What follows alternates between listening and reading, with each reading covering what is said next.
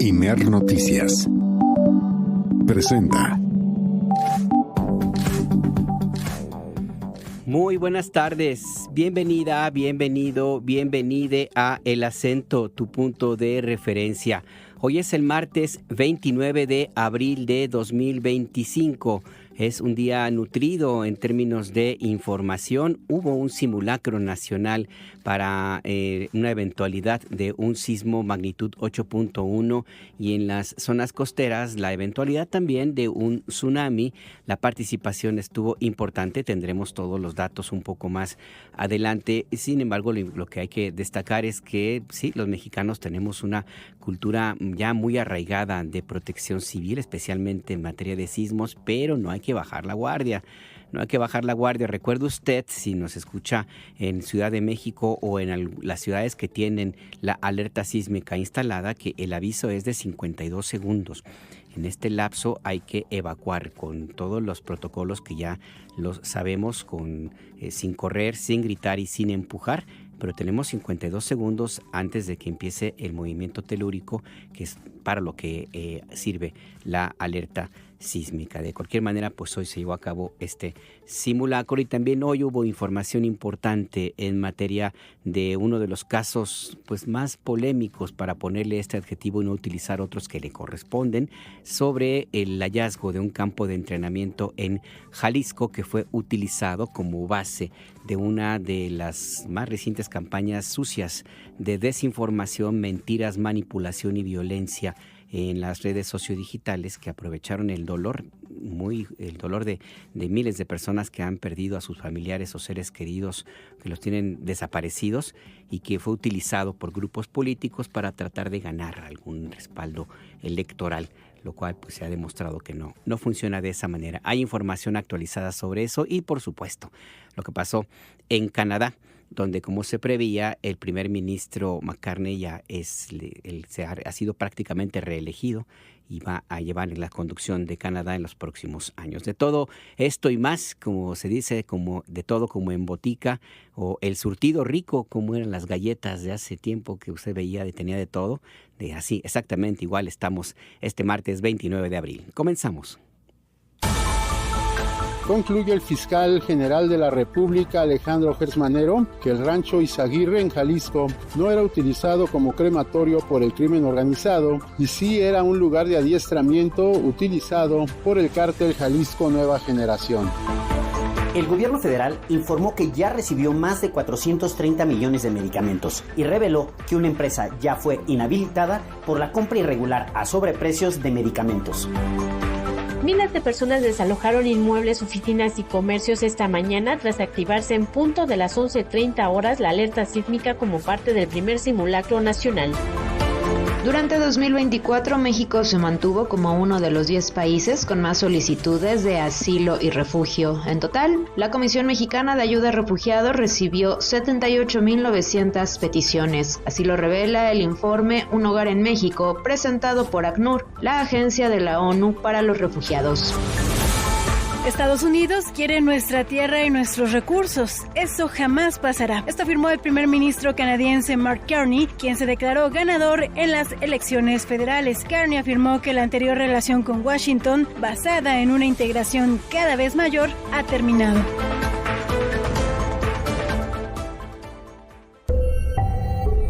Imer Noticias presenta El Acento, con Alberto Nájar. Tu punto de referencia.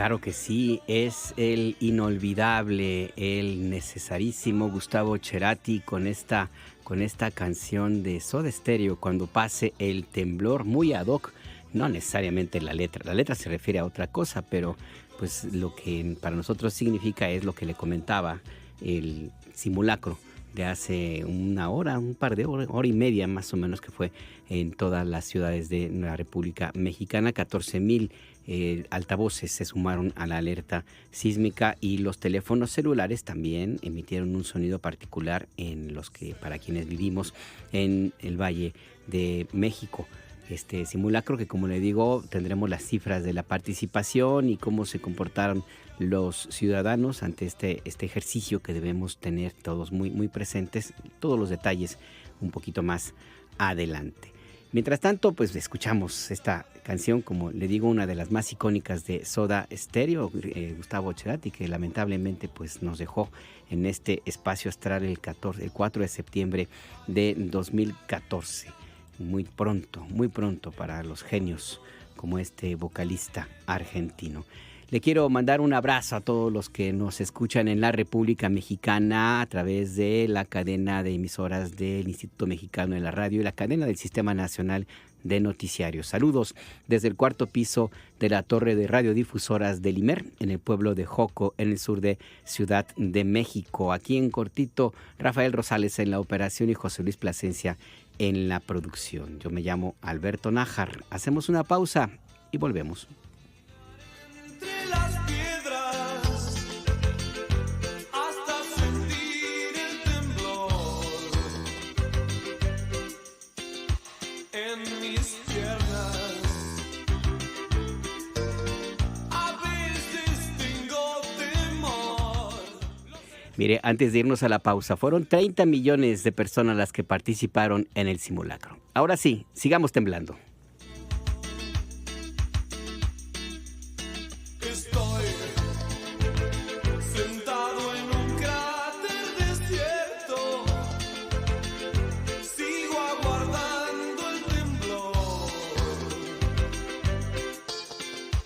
en mi cuerpo. Nadie me vio partir, lo sé, nadie me espera. Hay una grieta en mi corazón, un planeta con desilusión. Escríbenos. Manda un WhatsApp al 55 66 31 24 27. Regresamos a El Acento, tu punto de referencia. Le invito a que se comunique con nosotros a nuestras vías de contacto. Por WhatsApp, 55 66 31 24 27, 55 66 31 24 27. Envíen los mensajes a @Imer_noticias, así nos ubica en X y en Hilos, en Threads, o bien a Imer Noticias en Instagram y en Facebook. A mí me encuentra en X, antes Twitter, como @Nájar. Todas sus comentarios, críticas, sugerencias de temas, lo que usted guste y mande, es siempre muy bienvenido y créame que sí lo tomamos muy, muy en cuenta. Vamos a dar paso a la información. Hace algunas semanas se dio a conocer un caso, el hallazgo de un rancho en el rancho Izaguirre, en Teuchitlán, Jalisco, donde grupos de buscadores, colectivos de buscadores de personas desaparecidas, alegaron haber encontrado restos humanos. Señalaron que había restos de hornos crematorios, publicaron fotografías de ropa abandonada en ese lugar, y pues lo mencionaron como un sitio que tenía que tomarse la atención debida, porque ellos señalaron que era un campo pues donde habían asesinado a personas. Rápidamente este tema cobró vuelo en las redes sociodigitales y con granjas de bots y con toda la estructura de manipulación que se ha montado desde hace algunos años y que se utiliza con cierta regularidad, pues se utilizó para crear una campaña negra, una campaña sucia, con mentiras y manipulaciones que llegó al extremo de comparar lo que supuestamente se encontró en el rancho de Teuchitlán con lo que sucedió en la Segunda Guerra Mundial en el régimen nazi, concretamente en Polonia, con los campos de concentración del régimen de Adolf Hitler. A ese nivel llegaron con la esperanza de crear una narrativa que les redituara políticamente a quienes la promovían y también sembrar la idea de que en México llega a estos extremos y de que el Estado, el gobierno mexicano, no tenía el control de la seguridad de sus ciudadanos, lo cual se comprobó al paso de los días que era absolutamente falso. Este caso ha tenido un nuevo capítulo esta mañana cuando el fiscal general de la República, Alejandro Gertz Manero, presentó los avances de la investigación que tuvo que tomar la Fiscalía General de la República por las omisiones de este caso que estaba en manos de las autoridades locales. Es un asunto que tenía bajo su jurisdicción la Fiscalía de Jalisco, del estado de Jalisco, y que lo llevó de una manera irregular, según los datos que ha encontrado la Fiscalía General de la República. En este nuevo episodio, en esta nueva parte, en la conferencia de prensa del fiscal Gertz Manero de hace un rato, se puntualizó que no existen elementos para sostener lo que se dijo en un principio, que se trataba de un campo de exterminio. Por supuesto que no es así, porque el término es muy fuerte y se refiere a situaciones muy claras y muy ubicadas en la historia del mundo, ni tampoco se trata de un sitio donde existieron hornos crematorios. Las evidencias muestran un campo de adiestramiento del cártel Jalisco Nueva Generación. Todos los detalles los tienes tú, Víctor Raúl Ramírez. Buenas tardes, cuéntanos qué sucedió. ¿Qué tal, Alberto Auditorio? Buenas tardes. Pues el fiscal general de la República, Alejandro Gertz Manero, como lo mencionas, señaló hace unos minutos que no hay ninguna prueba de que el rancho Izaguirre, ubicado en Teuchitlán, Jalisco, hubiese sido utilizado como un sitio de cremación por el crimen organizado. En conferencia de prensa, el funcionario explicó que los indicios hallados en el lugar confirman que en este sitio utilizado era pues como centro de operación y entrenamiento criminal por parte del cártel Jalisco Nueva Generación, pero no como sitio de cremación. Vamos a escuchar cómo lo explicó el fiscal general de la República. Tenemos ya totalmente probado que ese era un centro de reclutamiento, adiestramiento y operación del cártel Jalisco Nueva Generación. Esto está probado por confesionales, testimoniales, documentales, es decir, la amplitud de esa información es absolutamente indudable. Ese lugar se estaba ocupando para esas funciones, había allí un sitio de cremación. No hay una sola prueba que acredite ese dicho.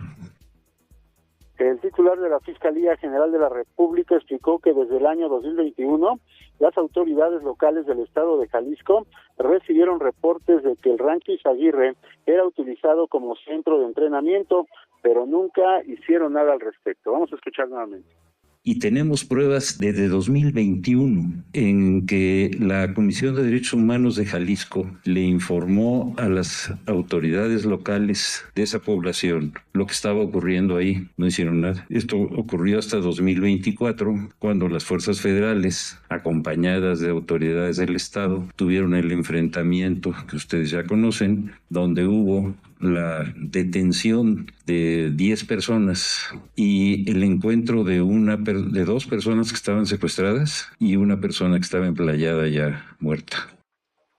Por último, el funcionario recordó que ya existen 14 procesos penales contra igual número de detenidos por delitos de delincuencia organizada y por desaparición de personas, y anunció que continuarán girándose órdenes de aprehensión en contra de autoridades locales que hayan estado involucradas en estos hechos. Ese es mi reporte. Gracias, Víctor. En esta conferencia de prensa, el fiscal mostró algunas fotografías que mostraban las habitaciones donde luego apareció la ropa, que estaban completamente vacías, según entiendo. Exactamente, mostró fotografías de hace algunos meses, en donde está totalmente vacío, y también mostró fotografías de hace más de 10 años en donde pues ese lugar está como estaba hasta hace unos meses, es decir, no era utilizado para alguna cuestión, como ya él mencionó, para cuestiones de crematorio por parte del crimen organizado. También mostró algunos huesos, presuntamente de personas, que están siendo analizados por las autoridades. Bueno, pues van a dar a conocer los resultados de estos huesos para saber si se tratan de restos de personas desaparecidas durante las próximas semanas. Cuéntanos qué mencionó el fiscal sobre las bolsas que estaban en poder de la Fiscalía de Jalisco y que entregaron. Uh-huh. Dice que recientemente les han entregado a las autoridades de Jalisco estas bolsas con algunas prendas, alguna ropa. Bueno, pues ya los tiene en su poder la Fiscalía General de la República y ahora va a hacer el peritaje correspondiente sobre estas ropas y también va a ponerlos a disposición de las madres buscadoras para que, bueno, pues se determine si estas ropas pertenecieron a gente que está reportada como desaparecida. Pues está todo esto en proceso y más adelante tendrán los resultados de estos peritajes científicos. Muchas gracias, Víctor Raúl Ramírez. Hasta luego. Hasta luego, que tengas una buena tarde. Sí, esta conferencia de prensa se presentaron detalles, estas imágenes que muestran el lugar, la habitación que se hizo famosa porque ahí se concentraron decenas de pares de zapatos y ropa, mochilas, que se utilizaron como una forma de mencionar o tratar de crear la idea de que cada uno de estos pares de zapatos pertenecía a una persona asesinada allí, y se empezó a manejar la historia, la idea de que como eran 200 pares de zapatos habían ejecutado a 200 personas, lo cual pues no existe la certeza de que ocurrió de esta manera. En su momento se llegó a mencionar, inclusive esa información pasó de noche en la mayor parte de los medios corporativos y comerciales, en el sentido de que esta ropa pudo haber sido también de quienes llegaban reclutados a la fuerza o reclutados por voluntariamente, y que se cambiaban, les ponían el uniforme del Cártel Jalisco Nueva Generación u otra ropa y la dejaban ahí abandonada. Es decir, las hipótesis son varias, pero pues, la narrativa se concentró en esta idea de que se trataba de un campo de exterminio, lo cual fue, como le hemos mencionado y lo señalan ya los primeros peritajes, pues es falso, absolutamente falso. Se encontró una pequeña vasija que tenía fragmentos muy pequeños de hueso de una antigüedad que se va a determinar científicamente. La Universidad Nacional Autónoma de México va a colaborar en esta revisión. También se encontraron algunas zanjas que están también en investigación de lo que ocurrió allí. Se levantaron todas las huellas, dijo el fiscal general de la República, piedras, materiales de construcción, pero sobre todo en las áreas donde pudo haber habido alguna actividad de cremación. Lo que se ha determinado hasta ahora es que no se encontraron niveles de calentamiento en las huellas que se dejaron allí en las piedras o en los ladrillos que sean arriba de 200 grados centígrados. Esto es parte de las dudas que se crearon allí, que existían. La Universidad Nacional Autónoma de México hizo esos análisis y establecieron que no pudo haber habido una temperatura superior a esos 200 grados que se necesitan pues, para un proceso de cremación. Recuerdo lo que sucedió en el caso Ayotzinapa. ¿Por qué lo menciono? Porque el equipo forense de antropología, el equipo argentino de antropología forense, que es uno de los más prestigiados a nivel internacional, a América Latina, y que realizó algunos peritajes en el lugar donde supuestamente se cremaron a los estudiantes, determinó que para poder desaparecer, como se dijo en la llamada verdad histórica, de la forma como se hizo a 43 estudiantes, se necesitaba una temperatura muy, muy superior, mayor de los 1000 grados centígrados, que es lo que tiene más o menos un horno crematorio, y pues eso implica ciertas características que no estaban en el rancho Izaguirre, como se ha mencionado ahora, y además tampoco había elementos para hornos crematorios, como se estuvo insistiendo. Pues es parte de la información que se dio a conocer en su momento, que se ha comprobado que es falsa y que ahora la Fiscalía General de la República empieza a aportar más elementos. No son los únicos, esto va a seguir en procedimiento. Y mire, le quiero comentar, en esta narrativa que se construyó, hubo decenas de cuentas que son pues cuentas falsas, cuentas de bots, de robots, y que han sido utilizadas desde el gobierno del presidente Andrés Manuel López Obrador con fines muy específicos en la campaña electoral de 2024 en contra del gobierno actual de la presidenta Claudia Sheinbaum, y son básicamente los mismos que se activan y se desactivan y utilizan las mismas etiquetas que están ya muy identificadas en la más y que tuvieron esta participación en el tema del Rancho Izaguirre, y hace unos días también en el asunto de la ley federal de la reforma a la ley federal de telecomunicaciones y radiodifusión, que impulsaron la etiqueta, el hashtag ley censura. Y son las mismas cuentas. Le voy a mencionar algunas de las que seguramente habrá visto usted en Twitter. Por ejemplo, utilizaron narcopresidenta Claudia, hashtag golpe de Estado, utilizaron hashtag Botox del bienestar, hashtag derechos humanos, hashtag ley mordaza, hashtag no más poder al poder. Se utilizó el nombre de Loret, también ahí apareció hashtag Loret, hashtag narcodictadura, hechos, Sheinbaum, en fin. Estas mismas etiquetas se han utilizado varias veces para los mismos propósitos, construir una narrativa de manipulación. Y los personajes, los usuarios más influyentes en esta última campaña y también en la del Rancho Izaguirre son los mismos, y le voy a mencionar algunos de ellos. Por ejemplo, Ricardo Anaya, senador de la República, que fue candidato presidencial en el 2018 y que huyó, fue considerado prófugo de la justicia en algún momento. Ahorita tiene una investigación pendiente, pero es senador. Xóchitl Gálvez también es una de las que participan activamente en este tipo de campañas. Una cuenta que se llama Juan Ortiz, Juan-Ortiz MX, una cuenta que se llama Revolver. Lili Telles, la senadora, también participa, ha sido detectada como una de las que más influye y que utiliza y participa en estas campañas de mentira y violencia.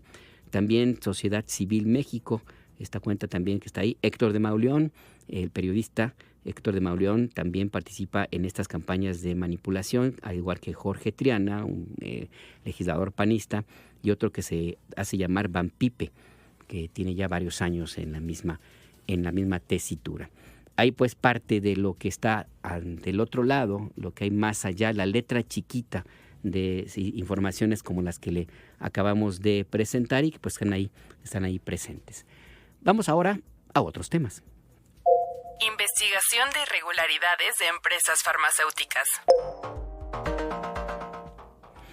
Esta mañana en la conferencia de prensa matutina en Palacio Nacional, pues sí, la conferencia de prensa matutina, la mañanera del pueblo, vamos a dejarlo así para no andar yo metiendo la pata. En la mañanera del pueblo, la Secretaría Anticorrupción y Buen Gobierno informó que se investiga a 16 empresas farmacéuticas como consecuencia de las irregularidades que se encontraron en el proceso de compras consolidadas de medicamentos e insumos médicos, una pequeña parte de las compras globales que hace el gobierno de la República. Abye Vargas, tú estuviste en Palacio Nacional. Cuéntanos. Alberto, muy buenas tardes para ti, todo el auditorio de Imer Noticias. Pues, como lo adelantas, Eduardo Clark, subsecretario de Integración y Desarrollo del Sector Salud, informó que ya recibieron 434 millones de medicamentos e insumos en los últimos meses y aseguró que no habrá desabasto luego de la cancelación de la licitación de compra de medicamentos 2025-2026 por irregularidades en los contratos por sumas millonarias. Aseguró que ya se repuso la compra de medicamentos y rechazó un desabasto en clínicas y hospitales del país. Y anunció que 331 millones de piezas están programadas para entregar en la siguiente semana. Así lo dijo. Inclusive en este proceso que se está llevando a cabo para reponer los procesos de compra de medicamentos para los siguientes 18 meses, hemos seguido recibiendo piezas, es decir, no se ha generado una falta de entrega, una falta de suministro. Continúan y seguirán llegando los insumos médicos que se requieren en los distintos institutos que integran el sector salud. Y además tenemos todavía cerca de 331 millones de piezas que están programadas para entrega en las siguientes semanas. Es decir, que en paralelo al proceso que les puede comentar un poco la maestra Buenrostro, seguimos recibiendo los insumos. No se está generando una falta de suministro. Alberto, recordar al auditorio que al inicio de este mes de abril, la secretaria Anticorrupción y Buen Gobierno, Raquel Buenrostro, dio a conocer la nulidad de la licitación de compra de medicamentos por contratos irregulares con un sobreprecio de 13,000 millones de pesos. Por los contratos irregulares firmados por Birmex, empresa mayoritariamente del Estado con farmacéuticas, trabajadores y 4 directivos fueron separados de sus cargos para iniciar investigaciones. Uno de ellos, el ahora exdirector general de Birmex, Iván de Jesús Olmos. Hoy en conferencia matutina, como lo adelantaste, Raquel Buenrostro informó que la empresa Biomedics ya fue inhabilitada por falsificar el registro otorgado por COFEPRIS y precisó que investigan a 16 más por irregularidades en los contratos. Escuchemos. Tenemos en investigación 16 empresas, una ya está inhabilitada y la otra está en investigación. No hay un monto, al menos en algunos casos, en esta licitación, porque acuérdense que quedó suspendida, entonces no causaron daño. Hay una presuntiva de un sobrecosto que en algún momento se identificó el subsecretario Clara en 175 claves, que vimos que fueron un poquito más, pero nunca se materializó porque se declaró la nulidad y se están reponiendo ahorita los actos. Además, la secretaria informó que 59 empresas son investigadas por incumplir en los contratos y señaló que mucho del desabasto que se registra es porque las empresas no cumplen con las entregas, pues prefieren pagar multas que distribuir los medicamentos o insumos en estados lejanos como Chiapas, pues les resulta más caro distribuir que pagar la sanción. Así lo dijo. Algunas son por incumplimiento, otras son porque presuntamente entregaron información falsa a la hora de hacer el proceso de licitación. Tenemos algunas otras empresas que su objeto social no tiene que ver con farmacéuticos, sino son inmobiliarias, son empresas que venden combustibles, etcétera. Y todo eso lo estamos integrando en una investigación. Nos vamos a apoyar acá por instrucciones de la presidenta, también con gente del SAT, con gente de aduanas, para que nos ayuden a hacer las investigaciones de estas empresas. Y aparte tenemos todos los temas de incumplimiento. Y bueno, en este proceso de reposición de los contratos, Eduardo Clark informó que ya iniciaron la generación de nuevos contratos para continuar con la compra y tener los mejores precios, las cuales son a través del método de subasta inversa y no de licitación pública, debido a que es mucho más rápida la compra y así evitar algún retraso en la compra y entrega de medicamentos e insumos. Y precisó que en el último mes de abril se han recibido 148 millones de piezas de salud, de las cuales la prioridad son medicamentos oncológicos, los cuales pues se enfocan para el tratamiento de cáncer. En tanto, la presidenta de la República, Claudia Sheinbaum, resaltó las malas prácticas de muchas farmacéuticas y señaló que están acelerando todos los procesos para que se resuelva rápidamente las nuevas compras. Escuchemos a la presidenta de la República. Yo personalmente le doy seguimiento todos los lunes en una reunión que tenemos con el Gabinete de Salud y vemos el tema de la compra de medicamentos. Y hay una parte que afortunadamente la secretaria Buenrostro visualizó a tiempo, también Eduardo, y que pudimos contener que se pagara más caro de lo que realmente cuestan los medicamentos y pues representa este proceso nuevamente de licitación que ahora se va a hacer con la subasta inversa. Y bueno, la presidenta de la República, Claudia Sheinbaum, informó que no habrá sobrecosto en la nueva compra de medicamentos y aseguró que serán de calidad. Esa es la información, Alberto. Ahí está la información muy puntual. Muchas gracias, Xavier Vargas. Estamos pendientes. Mire, en la Mañanera del Pueblo también se dieron datos sobre algunos de las acciones para combatir enfermedades muy específicas. En lo que va de 2025 se han confirmado 583 casos de sarampión, los cuales están ubicados en Campeche, Chihuahua, Durango, Oaxaca, Querétaro, Sinaloa, Sonora, Tamaulipas y Zacatecas. Es información del secretario de Salud, David Kershenovich. Respecto a la tosferina, el secretario Kershenovich informó que se han detectado 809 casos y 48 fallecimientos de niños menores de 1 año de edad, por lo que hizo la siguiente convocatoria. De la tosferina hemos detectado 809 casos de tosferina están distribuidos en todo el país, fundamentalmente en la Ciudad de México y en el estado de Nuevo León y algunos más en Chihuahua. De ese 809 casos hemos tenido desafortunadamente 48 defunciones en niños menores de 1 año de edad. Eso es muy importante desde el punto de vista epidemiológico. Vemos el esquema de vacunación y en el esquema de vacunación se pone la vacuna por primera vez al año de edad. Todos estos niños que han fallecido son menores de 1 año de edad y la parte muy importante que queremos transmitir es que las mujeres embarazadas a partir de la 20 semana del embarazo deben de recibir la vacuna porque de esa manera se transmite la inmunidad a los niños y quedan protegidos. Recuerde usted que estamos en la Semana Nacional de Vacunación, la primera de este año, por lo que es importante que usted lleve a sus hijos, a su niña, a su niño, su niña, a que se vacune. Hay 14 dosis diferentes para que usted pueda tenerlas presentes para justo cumplir con el cuadro básico en este sentido. La estrategia está dirigida a menores de 1 año, también niñas, niños y niñas de entre 1 y 2, entre 4 y 9, adolescentes de 10 a 19, adultos de 20, bueno, para todos prácticamente, las personas que lo necesiten. También es importante que se aplique a mujeres embarazadas o la persona que tengan alguna comorbilidad. Son completamente gratis las vacunas, puede usted encontrarlas en las en clínicas del sector salud, tanto públicas como privadas, que tienen que también tener estas dosis disponibles, o en estas terminales de autobuses, aeropuertos, en el caso de Ciudad de México, en el metro. Es importante tener actualizado este esquema de vacunación para protegernos de contagios como lo que ocurre ahora con el sarampión, que es una enfermedad que estaba prácticamente erradicada y de hecho está en México, pero que por el contacto con personas que no están vacunadas, particularmente en los estados fronterizos, donde pues tiene mucho intercambio con Estados Unidos, donde hay un movimiento antivacunas muy fuerte, y más ahora que tiene a un secretario de salud como el señor Kennedy, que se considera un terraplenista, pues peor, donde hay una campaña en contra de las vacunas, y por eso es que este tipo de contagios, sobre todo de el sarampión. No lo descuide, aproveche la oportunidad. La Semana Nacional de Vacunación está en plena vigencia. El acento.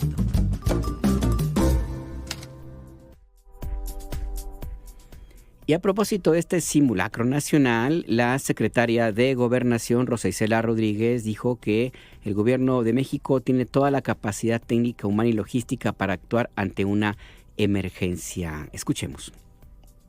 Como mexicanas y mexicanos, no hemos olvidado la importancia de estar listos para saber cómo actuar ante un hecho de este tipo, si nos encontramos en una instalación pública, en una instalación privada, en la calle o en nuestros hogares. El pasado nos ha dejado lecciones y aprendizajes muy importantes. Quienes hemos experimentado sismos de gran intensidad, no tomamos a la ligera ningún simulacro. Tenemos claro que actuar de la forma correcta nos permitirá salvaguardar la integridad física. La prevención como sociedad es nuestra fuerza y por ello resaltar mucho la importancia de estos ejercicios que nos permiten seguir construyendo una cultura de la protección civil. Hoy podemos decir que las mexicanas y mexicanos estamos cada vez más preparados para actuar en caso de una emergencia o desastre. Ahí pues lo que señala la secretaria de Gobernación, Rosa Isela Rodríguez. Mire, este primer simulacro, la zona central de nuestro país tuvo una hipótesis de sismo de magnitud 8.1 con epicentro en Tehuantepec, Oaxaca. En el resto de los estados, el simulacro se basó en emergencias de mayor frecuencia en sus territorios, pues por ejemplo, quienes tienen las zonas costeras de la eventualidad de un tsunami. En Ciudad de México, miles de personas desalojaron inmuebles, oficinas y comercios tras activarse la alerta sísmica. Esto fue a las 11:30 de la mañana. Así se escuchó este simulacro. Pues no más eso, que están nomás al pendiente cada vez. O sea, por ejemplo, como ahorita, ya uno lo escucha rápido, se pone a hacer el pendiente, ¿no? Y cuando llega a pasar de veras, pues ya está uno más solamente, ¿no? Bueno, pues ya está uno como ya prevenido, ¿no? Pues bueno, entrenarse, como quien dice. Yo creo que como para cuando llega a suceder uno ya está un poco más prevenido, ¿no? Ya sepa uno cómo más o menos reaccionar a lo que pueda llegar a pasar.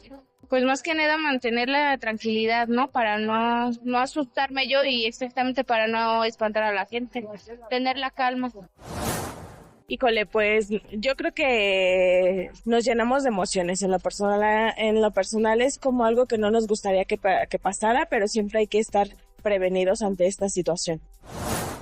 Siempre da miedo, pero es bueno, yo lo considero que es bueno y pone alertas, ¿no? De que pueda venir un temblor real y estar siempre al pendiente. Pues hay que tomar precauciones, no sabemos, vivimos en un lugar donde tiembla mucho, no sabemos qué puede pasar, entonces está bien estar preparado. Por cierto que la jefa de gobierno, Clara Brugada, informó que funcionó el 99% de los altavoces. En el momento en que se activó la alerta sísmica, el C5 la difundió a través de sus 3.858 altavoces, de los cuales funcionaron el 99%. El sonido de la alerta sísmica también fue difundido por los celulares en las televisoras y radiodifusoras que cuentan con este servicio y en los edificios del sector público y privado que tienen instalados los receptores.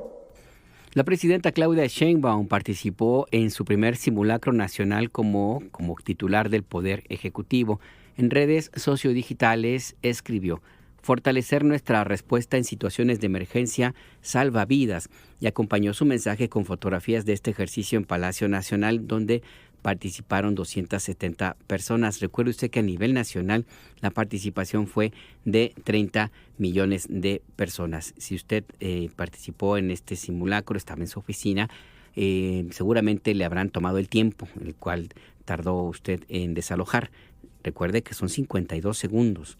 Sí, es un lapso que puede usted decir, pues qué poquito, pero en circunstancias de una emergencia, créame que son fundamentales, a veces hasta para salvar la vida. Se han presentado casos de personas que pues se regresaron, que estaban ya a punto de salir, pero se dijeron, se me olvidó algo, y en ese momento el edificio se vino abajo, como ocurrió en Ciudad de México. Hay algunos testimonios en el sismo de 2017 que señalan que así ocurrió.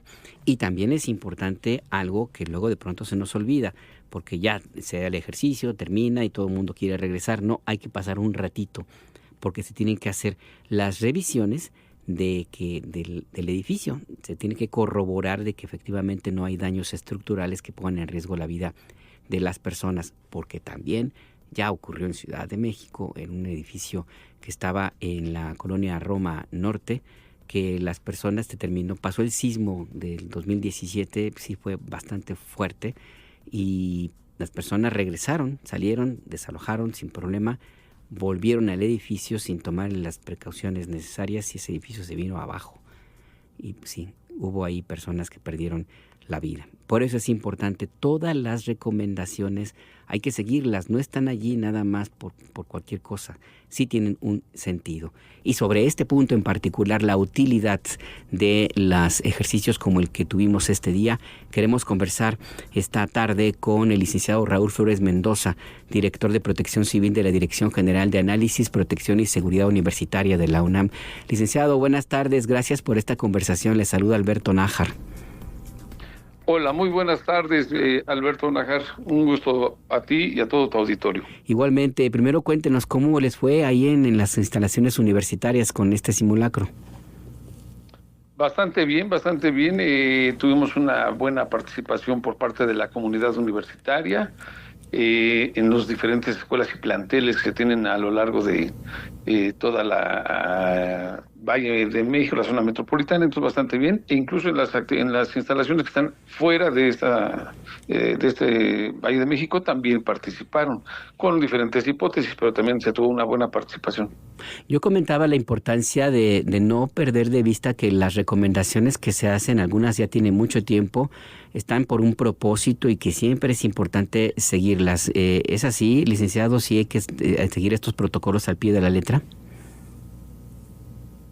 Sí, siempre será muy importante tener conocimiento de qué es lo que debemos de llevar a cabo ante una situación de emergencia. En este caso, bueno, estamos hablando de los sismos.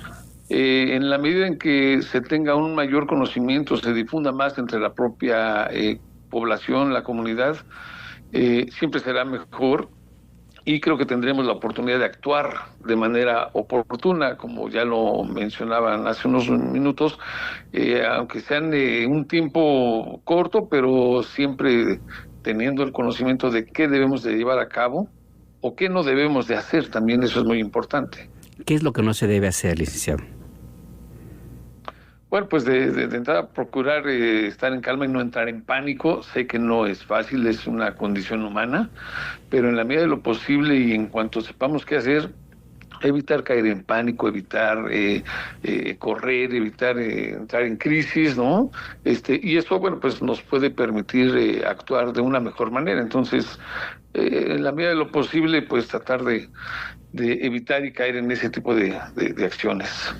Yo he comentado en algunos momentos en este y otros espacios, licenciado, que a partir de la experiencia que se tuvo en 1985 con el terremoto de ese año en septiembre en Ciudad de México, se establecieron protocolos y reglamentos de construcción que son cada vez más estrictos. La UNAM ha participado muy activamente en esta confección de los protocolos. ¿Cómo los pueden ustedes evaluar? Usted como especialista, ¿qué tanto funcionan y qué nos hace falta? Bueno, los protocolos, nosotros en la universidad contamos con protocolos generales de diferentes situaciones de incidentes. En el caso de los protocolos de sismo, se comparten con todas las escuelas y facultades para que cada una de estas entidades pueda llevar a cabo su adecuación de acuerdo a las circunstancias, al lugar, a la ubicación, a la población con la que se cuenta. En fin, se tiene que ir haciendo un protocolo, digamos, a la medida, y desde luego que es muy, muy importante poder, insisto, difundirlos, que se conozcan y llevarlos a cabo de tal manera que si observamos que a lo mejor en el ejercicio de un simulacro vemos algo que a lo mejor no nos resultó bien o que las condiciones del lugar nos lo impiden llevar a cabo, habrá que modificar, habrá que hacer adecuaciones, pero bueno, siempre para eso tener un protocolo previamente establecido es muy importante, y esto es pues lo ponemos a prueba a través de estos simulacros, como el que se lleva a cabo el día de hoy. La Universidad Nacional es muy diversa, no solamente por la población estudiantil y académica, sino también por los lugares donde está en todo el país. Ahora que menciona el licenciado que hay que hacer una especie de protocolos a la medida, ¿cómo funciona eso? ¿Tienen ustedes diferentes protocolos para los campus, por ejemplo, no sé, en zonas costeras, zonas montañosas, etcétera? Sí, bueno, se tiene identificado, digamos, en los lugares en donde son más susceptibles este tipo de sismos, ¿no? De fenómenos, en este caso de los sismos. Y desde luego ahí, bueno, se cuenta con un protocolo general, se comparte con todas estas entidades, ¿no? Todas estas escuelas, facultades, y ya lo van adecuando de acuerdo al lugar en donde se encuentra, ¿no? Y tenemos de diferentes otros fenómenos. Entonces, de acuerdo a un análisis previo que se lleve a cabo en cada escuela, en cada facultad o en cada inmueble, para saber cuáles son los incidentes a los que estamos mayormente expuestos, bueno, pues a partir de ahí se trabaja junto con nosotros tenemos la Comisión Local de Seguridad, que es el ente que lo organiza, y a partir de ahí con su Unidad Interna de Protección Civil vemos todos estos protocolos para que nuestra comunidad esté lo mejor preparado posible. Y finalmente, el licenciado Raúl Flores Mendoza, director de Protección Civil de la Dirección General de Análisis, Protección y Seguridad Universitaria de la UNAM, ¿qué tan complicado o no es un ejercicio ante una eventualidad de un desastre, sismo o un tsunami o alguna otra circunstancia? Es en la población universitaria. Lo pregunto porque uno tiende a pensar que hay circunstancias diferentes si se encuentra en la casa, en la oficina, y en la universidad como que siempre hay otro ambiente. ¿Qué tan diferente es funcionan este tipo de medidas en las instalaciones universitarias? Pues afortunadamente hemos tenido muy buena participación de la comunidad. Siempre es muy importante contar con la participación de la mayor parte de la comunidad. No es sencillo, desde luego, poder llegar a todos, pero se trabaja a través de una serie de informaciones, de infografías, estamos en nuestras redes sociales, de todos los medios con los que cuenta la propia universidad para tratar de difundirlo lo mayormente posible a la comunidad, y pues ir trabajando. Sobre todo, creo que la parte importante es generar conciencia de situaciones a las que estamos expuestos, y en la medida en que nosotros vamos generando esa conciencia y somos y lo entendemos de esa manera, pues somos como más susceptibles a poder contribuir pues para generar un mayor ambiente de seguridad entre toda la propia comunidad universitaria, ¿no? Pues sí, al final del día es importante seguir estos pasos siempre y hacer caso de las recomendaciones de los expertos, y sobre todo tener la conciencia de que vivimos en un país con diferentes situaciones de emergencias, muy diverso el país, así como las emergencias. Licenciado Raúl Flores Mendoza, muchas gracias por esta colaboración, esta participación en El Acento, tu punto de referencia. Al contrario, Alberto, muchísimas gracias a ti y a todo tu auditorio, y un saludo. Muy buena tarde. Buena tarde también para usted. Él es el director de Protección Civil de la UNAM, básicamente. Con esta información, también ahí funcionó el simulacro con sus características, pero ahí funcionó. Es que luego, de pronto, cuando uno es chavo, sí se lo toma uno a chacota, ¿eh? Por eso mi pregunta, no lo quise plantear así de esa manera, pero bueno, usted me entiende. Seguimos.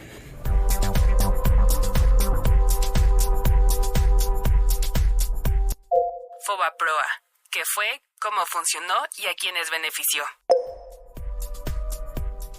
La presidenta Claudia Sheinbaum anunció en Palacio Nacional esta mañana que a partir de este 30 de abril se va a presentar información sobre el FOBAPROA, el Fondo Bancario de Protección al Ahorro, que es una de las etiquetas que persiguen a el ahora de paladín de la democracia, al ahora demócrata, el rey, el campeón de la democracia, Ernesto Zedillo Ponce de León, que ha sido elegido como el nuevo vocero de grupos que no están de acuerdo con la línea política, social y económica que gobierna al país desde hace ya 6 años, casi 6 años y medio. Vamos a escuchar, en primer lugar, ¿de qué estamos hablando? Pues, o sea, Zedillo utilizó el FOBAPROA. Esto ya lo había, es una situación que se aprobó por el Congreso de la Unión en 1992, según entiendo, con el gobierno de Carlos Salinas de Gortari. El tema es que este mecanismo legal que se utilizó para mantener la estabilidad económica de México y que existe con diferentes nombres en otros países, es parte de los seguros de vida, si lo quiere usted poner de esta manera, en México se utilizó pues al estilo de esos gobiernos, los del PRI y Acción Nacional, pues con esquemas básicamente de corrupción.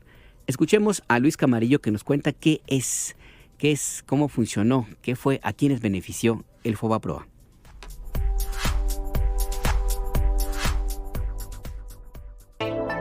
El Fondo Bancario de Protección al Ahorro, o FOBAPROA, fue un fideicomiso administrado por el Banco de México creado en 1990 durante el gobierno del presidente Carlos Salinas de Gortari. El decreto de su creación fue publicado en el Diario Oficial de la Federación el 18 de julio de 1990 a través de la Ley de Instituciones de Crédito, y su objetivo era servir como un fondo de contingencia para enfrentar crisis financieras que comprometieran la liquidez del sistema bancario mexicano, protegiendo los depósitos de los ahorradores y evitando el colapso de los bancos. En 1995, durante la presidencia de Ernesto Zedillo, se activó masivamente para rescatar al sector bancario tras la crisis económica conocida como el error de diciembre de 1994, que incluyó una devaluación del peso de casi 300%, alta inflación y la quiebra de numerosas empresas. En este sentido, este martes, en la Mañanera del Pueblo, la presidenta Claudia Sheinbaum recordó que en ese entonces Zedillo Ponce de León notificó a un grupo de empresarios que se iba a devaluar el peso, y quienes a su vez, al retirar una cantidad enorme de dinero, provocaron una crisis aún mayor.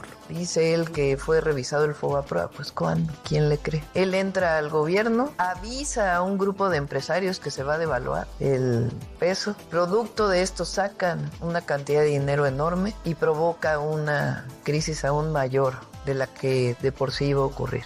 Y a partir de ahí, cientos de miles de familias que no pudieron pagar sus casas, sus negocios, en la pobreza. Probablemente muchos tengan casos de conocidos que en el 94 pues cayeron en el no pago y perdieron todo, desde su pequeña vivienda hasta un negocio, y que nunca fueron rescatados, porque a quien se rescató fue a los de arriba, y además con una enorme corrupción, porque ahí entraron expedientes de todo mundo, convirtiendo deudas privadas en deuda pública que aún estamos pagando. En 1998, el FOBAPROA fue reemplazado por el Instituto para la Protección al Ahorro Bancario, IPAB, que asumió sus deudas y funciones. En diciembre de ese mismo año, con votos del PRI y el PAN, en el Congreso, la deuda del FOBAPROA fue convertida en deuda pública, lo que obligó a los contribuyentes mexicanos a pagarla durante generaciones. En 1999, la deuda del FOBAPROA ascendió a 552,000 millones de pesos, es decir, un 11% del Producto Interno Bruto de entonces. Y según expertos, se estima que los pagos continuarán hasta 2070, con un costo anual de aproximadamente de 40 a 60,000 millones de pesos, como lo explicaba el expresidente Andrés Manuel López Obrador. Nada más de intereses reales, con todos los intereses, cada año del presupuesto se destinan alrededor de 50,000 millones de pesos. Eso no te significa que la deuda la estás pagando. La deuda sigue siendo de 80, de 90,000 millones de dólares. Estamos hablando nada más del FOBAPROA.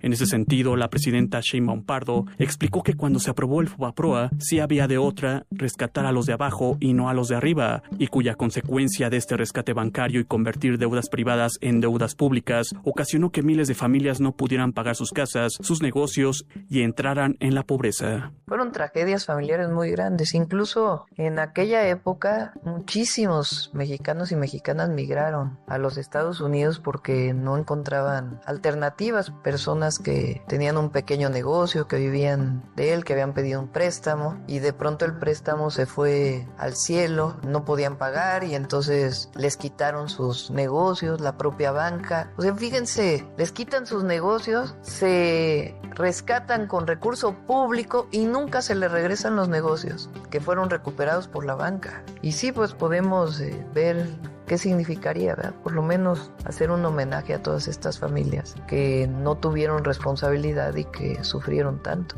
Por eso es importante conocerlo y dar a conocer quiénes se beneficiaron del FOBAPROA. Y ahora que la oposición, que los adversarios, que algunos que ya no tienen a quién, ya no hay voceros. O sea, Claudio X González, ¿dónde está el Junior? ¿Dónde está la candidata del PRIAN? Pues ¿por qué no es la vocera ahorita de la oposición? ¿Dónde está Alito? Bueno, ese sí es vocero, nada más que no le creen muchos. Los diputados del PRIAN, diputadas y de otros partidos, ya no tienen voceros, entonces van y buscan a Zedillo. A ver, ¿qué otros expresidentes hay? Peña, no, pues él está muy calladito. Calderón, ese sí anda de vocero en su yate. Fox, que ya la verdad, no, así que le hagan mucho caso, pues tampoco. Salinas, pues menos. Pues entonces fueron a buscar a Zedillo, como a ver, ¿a quién buscamos que pueda ser vocero de la oposición? Pero pues la verdad es que tampoco tiene mucha autoridad moral para decir que además el argumento que hay autoritarismo, cuando hay libertad de expresión, se puede criticar a la presidenta, no hay nada que tenga que ver con el autoritarismo, todo lo contrario. El pueblo recuperó su dignidad y su participación. ¿Quién sabe si recuperó? Más bien tiene, porque durante muchos años no tuvo participación, por muchas razones. Entonces sí hay que hablar de aquella época, qué fue lo que ocurrió. ¿A quiénes benefició? Los que en realidad fueron salvados pues fueron los dueños de los bancos, que mantuvieron su posición en los bancos y que al cabo de varios años pues fueron vendiendo esos bancos a nuevos dueños. Escuchábamos al exsecretario de Hacienda, Rogelio Ramírez de la O, quien daba cuenta de que los dueños de los bancos fueron los mayores beneficiados del FOBAPROA. Como ya lo mencionamos, este mecanismo fue diseñado originalmente para estabilizar el sistema bancario, pero en la práctica benefició principalmente a un grupo selecto de banqueros, empresarios y corporaciones vinculados al poder político. No obstante, debido a la opacidad en la gestión del fondo y a las restricciones legales sobre la divulgación de información bancaria, no existe una lista pública oficial y completa que detalle específicamente los bancos o las empresas que fueron rescatadas por el FOBAPROA. Sin embargo, se sabe que este asumió deudas de grandes corporaciones y bancos, y algunos nombres han surgido en reportes e investigaciones periodísticas. Se indica que el FOBAPROA absorbió carteras vencidas o créditos incobrables de bancos como el Banco Cremi Unión, liderado por Carlos Cabal Peniche. En 1996, alrededor de 54 compañías reestructuraron deudas por $9.7 mil millones a través de la Unidad Coordinadora para el Acuerdo Bancario Empresarial, UCABE. Este fondo salvó a 20 de las empresas más grandes del país que debían $12 mil millones al Banco de México. El 55% de la deuda cubierta por el FOBAPROA se destinó a empresarios y banqueros prominentes, muchos cercanos al PRI. Por ejemplo, Cabal Peniche admitió haber financiado campañas del Revolucionario Institucional, incluidas las de Ernesto Zedillo y Roberto Madrazo.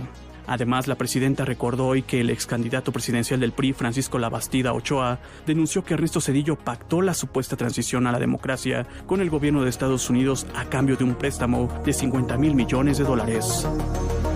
Para IME Noticias, Luis Camarillo Carvajal.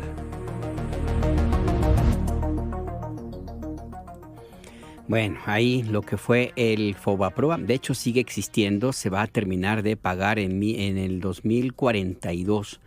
Cada año se destinan millones de dólares para pagar los intereses de la determinación del presidente Ernesto Zedillo de rescatar a unos cuantos. Ya la presidenta Sheinbaum informó que se va a presentar información detallada a partir de mañana. Yo le puedo contar que algunas de las empresas que se rescataron no tenían nada que ver con deudas. Hubo políticos que simple y sencillamente incluyeron sus negocios o negocios de sus cuates y pues estaban en problemas económicos y recibieron el apoyo y subsidio sin tener necesidad de... Además de contar, por supuesto, con el asunto de que nunca el gobierno de Ernesto Zedillo tampoco el gobierno de su sucesor, Vicente Fox Quesada, ni mucho menos el del impresentable Felipe del Sagrado Corazón de Jesús Calderón Hinojosa, ni el de Enrique Peña Nieto, se hicieron responsables de las consecuencias de las decisiones que tomaron. No solamente en el caso del FOBAPROA, sino también en la política económica que se siguió en el gobierno de Carlos Salinas de Gortari, quien pretendió responsabilizar a otros pues de lo que él hizo, y que básicamente es poner en riesgo la estabilidad económica a través de la inversión exagerada en bonos gubernamentales que después de una filtración que hubo, una reunión que hubo en el sur de Ciudad de México, recuerdo muy bien aquellos momentos en donde se planteó básicamente el tema que estaba México viviendo, que había la proximidad de una crisis de reclamo de los bonos gubernamentales que se iban a pedir que se pagaran en vencimiento. Se pidió la solidaridad de los empresarios para hacer un nuevo pacto de solidaridad económica, que era básicamente una contención de la inflación, y los empresarios dijeron que sí, que con mucho gusto, pero en cuanto terminó la reunión empezaron a hablar a sus corredores de bolsa, algunos todavía que no estaban despiertos, otros sí estaban en actividad, y se inició una salida de capitales impresionante, que fue lo que motivó el primer indicio de la crisis económica, que luego se llamó el error de diciembre, que no está claro a qué se refieren. Una de estas explicaciones es esta, y que a nivel mundial se llamó el efecto tequila, porque el impacto alcanzó a medio planeta por la crisis económica que vivió en México, y los protagonistas fueron, entre otros, Ernesto Zedillo y Carlos Salinas de Gortari. Zedillo, ya para cerrar el tema, porque esto va a seguir todavía y vamos a seguir hablando de esto, respondió a la presidenta Claudia Sheinbaum con una carta en la revista Letras Libres, donde básicamente dice que él no, pues lo que planteó fue que en México la democracia está en riesgo, y asegura que la presidenta Sheinbaum ha respondido igual que el expresidente Andrés Manuel López Obrador, es decir, sin argumentos y solamente con señalamientos, dice, parte de su demagogia. Así señala, así se refiere Ernesto Zedillo a la respuesta de Andrés Manuel López Obrador, y que dice que la utiliza también la presidenta Claudia Sheinbaum. Como le digo, este tema no se agota aquí. En los próximos días tendremos más detalles de el paladín de la democracia, Ernesto Zedillo, como lo definió la presidenta Claudia Sheinbaum. Ahora vamos a ir a una pausa, y a propósito de esto que conversamos, de esta digamos, diferencia, le quiero dejar con esta canción que la va usted a reconocer. Es de también un grupazo, La Ley y Eli Guerra.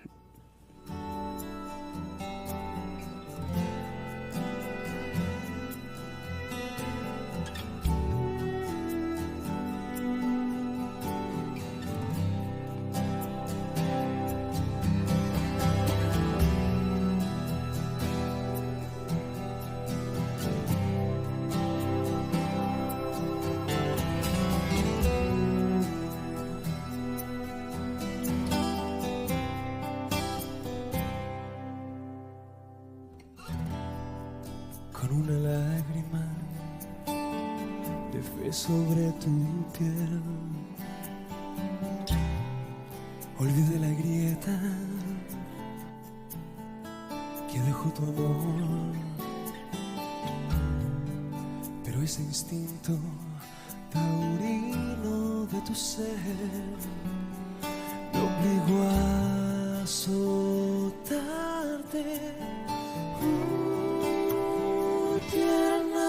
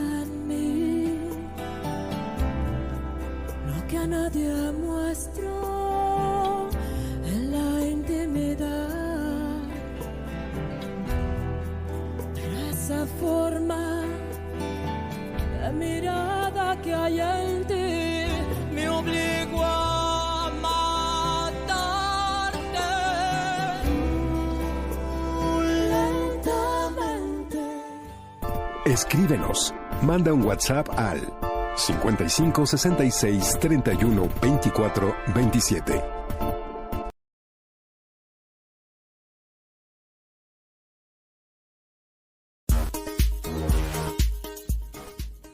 Estamos de regreso en El Acento, tu punto de referencia. Recuerde que estamos a la espera de sus comunicaciones a través de WhatsApp, por ejemplo, en el 5566-312427, 5566-312427, también en @Imer_noticias, en Threads, Hilos y en X, antes Twitter. Y en Imer Noticias, así nos encuentra en Instagram y en Facebook. A mí me ubica como @anaharnahar en X, antes Twitter. Vamos a seguir con la información. Desde ayer por la tarde-noche se dio a conocer que México había alcanzado ya un par de acuerdos importantes con Estados Unidos y que causaron mucho ruido, sobre todo en medios de comunicación. Uno de estos acuerdos se refiere a el Tratado de Aguas de 1944 entre México y Estados Unidos, que básicamente establece las reglas para repartirse el agua entre dos países de los ríos Bravo y el río Colorado. Este acuerdo ya se alcanzó finalmente y la presidenta Claudia Sheinbaum abordó el tema esta mañana. Escuchemos.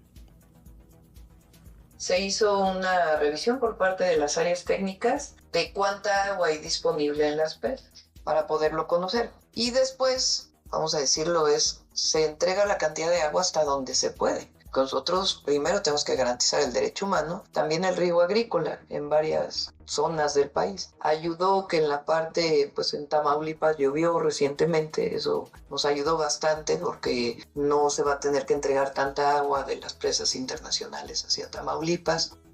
Y el otro acuerdo que se alcanzó también ayer en la tarde-noche se refiere a la estrategia para combatir el gusano barrenador. Recuerde usted que el gobierno de Estados Unidos había advertido que podría frenar las importaciones de ganado mexicano porque se detectaron casos de algunas vacas y algunos animales pues que llegaron con el gusano barrenador. Esto encendió las alertas en Estados Unidos y también en México. Ya hay un acuerdo y la presidenta Sheinbaum lo dijo así.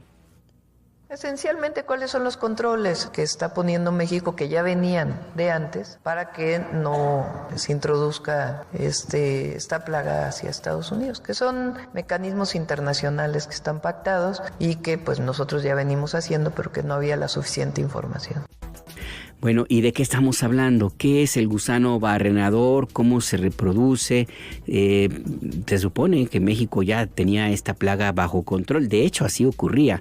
El tema es que, según informó el secretario de Agricultura, Julio Verdeguer, recientemente, es que la supervisión del ganado, ya de los hatos en tierra, en los ranchos, se había encargado en los gobiernos desde Vicente Fox hasta el de Peña Nieto, se había encargado a empresas privadas que pues ante la idea de que recortar la presencia del Estado como parte de la economía y de la actividad social y cultural del país, pues se dijo que era mejor dejarlo a contratistas que pues sí empezaron a cumplir con su trabajo, pero hubo algunos, digamos, ahí puntas de elementos que no funcionaron en algunos casos de estos inspectores que dejaron pasar ganado contaminado, sobre todo el que venía del sur del continente, de Centroamérica, donde no se ha logrado controlar esta plaga por completo. Y esta filtración fue la que pues desató esta controversia comercial con Estados Unidos. Esto ya está en proceso de atenderse, pero pues siempre es importante saber, como le digo, de qué hablamos, qué es este gusano, desde cuándo en México no existía, qué acciones se toman y qué recomendaciones hay, sobre todo para quienes nos escuchan en nuestras emisoras en Chiapas, en Radio Imer, en Comitán de Domínguez, y también, por supuesto, en Yucatán FM, en Mérida, Yucatán, y en Radio Lagarto, en Chiapa de Corzo. ¿Por qué? Porque por allá hay una cantidad importante de hatos ganaderos y mucho contacto con los productores de Centroamérica. Vamos a conversar con el maestro Carlos Javier Alcázar Ramiro.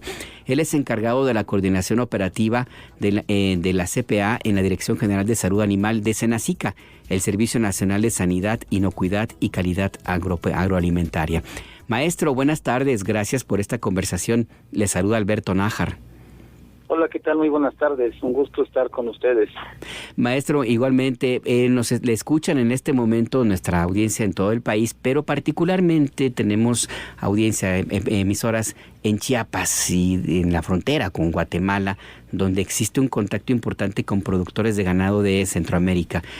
Para ir en contexto y para entender de qué hablamos, maestro, cuéntenos, porque gusano barrenador suena un poco raro, pero ¿qué es? ¿Cómo es? ¿De qué hablamos, maestro? Claro que sí, con mucho gusto. Mire, bueno, pues para comentarles que el gusano barrenador del ganado, ese es el nombre coloquial que tiene. Finalmente se habla de una mosca que produce larvas, y estas larvas son las que justo hacen el daño en los animales.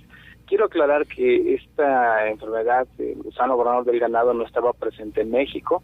Estuvo presente hace más de 30 años, sin embargo, esta reintroducción que se dio el año pasado que fue derivado de justo un incremento de casos en Centroamérica y que pues desafortunadamente llegó a México. Aclarar que este gusano borrador del ganado, como se conoce, su nombre científico es Cochleomia omnivora, y es una larva que produce daño en tejido vivo, en los animales de sangre caliente principalmente. Se habla del ganado porque es la especie más atacada o la especie donde más casos se reportan.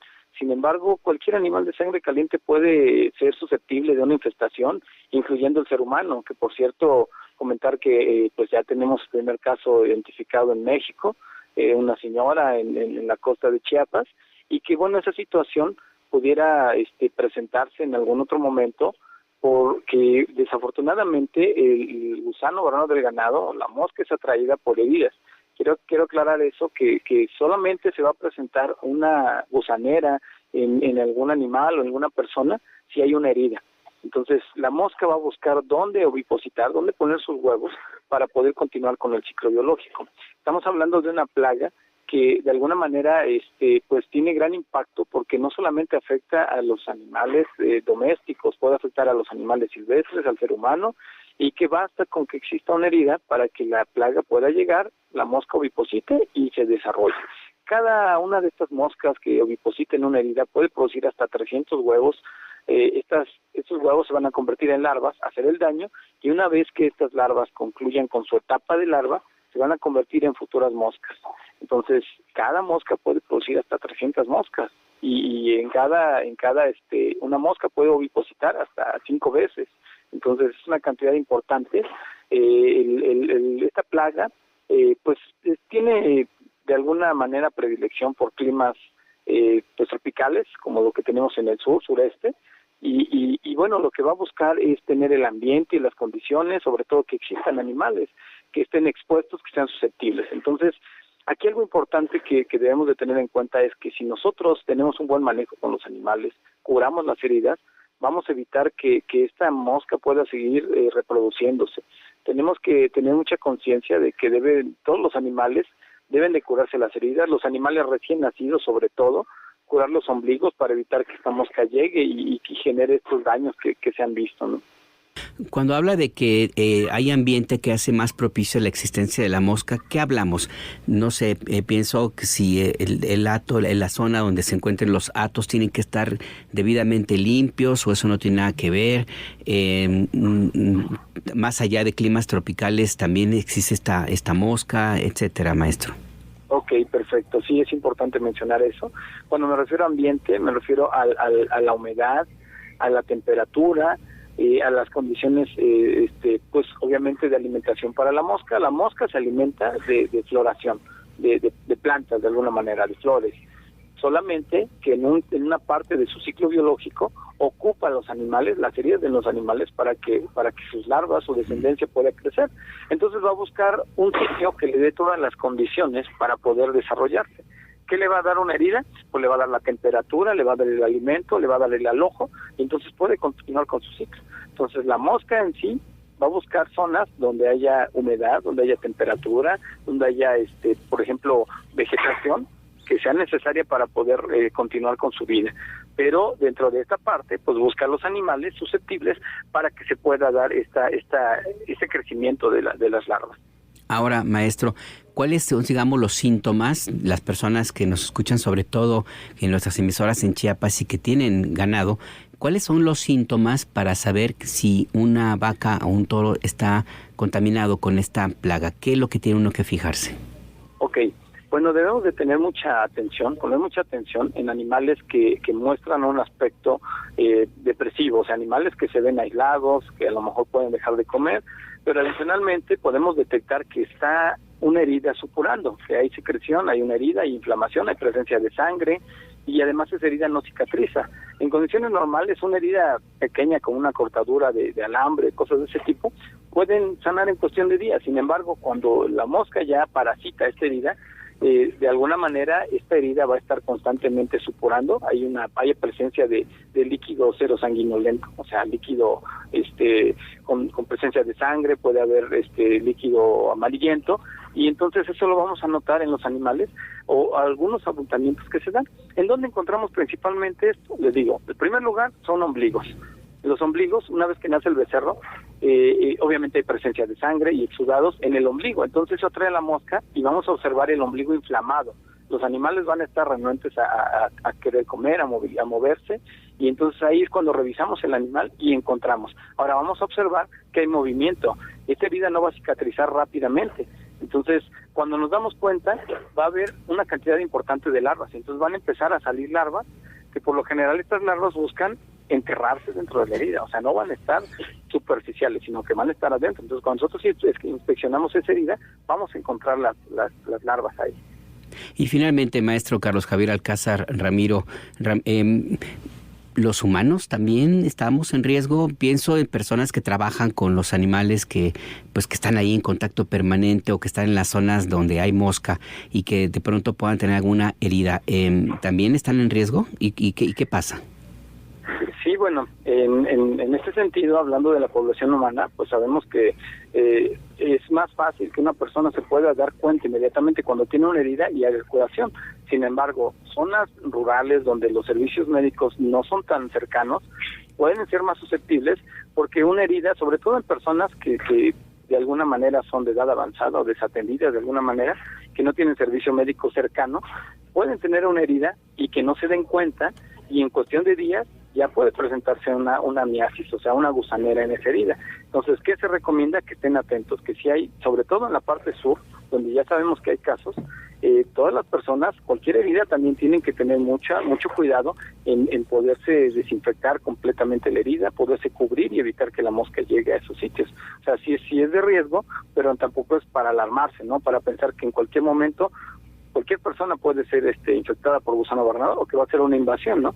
Sino que más bien tenemos que tener esa conciencia de manejar las heridas bien, de prevenirnos, y sobre todo también en los animales, ¿verdad?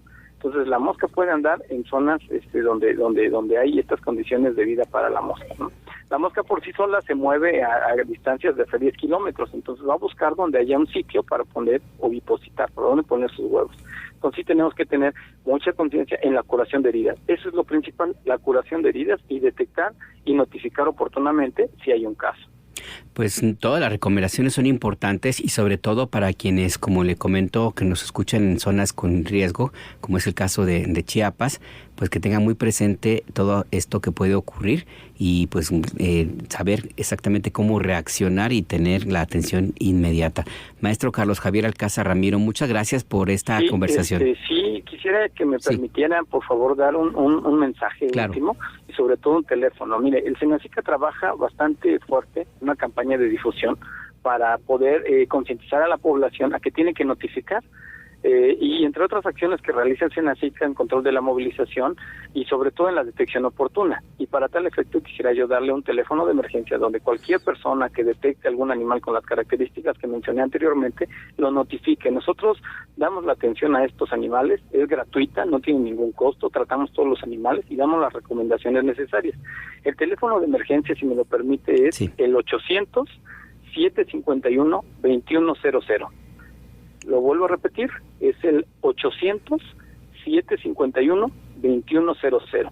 Ese teléfono está activo las 24 horas del día y pueden hacernos su notificación. Nosotros con todo gusto vamos a dar la atención inmediata, el tratamiento y el seguimiento de esos animales que pudieran estar sospechosos o afectados por gusano barrenador del ganado.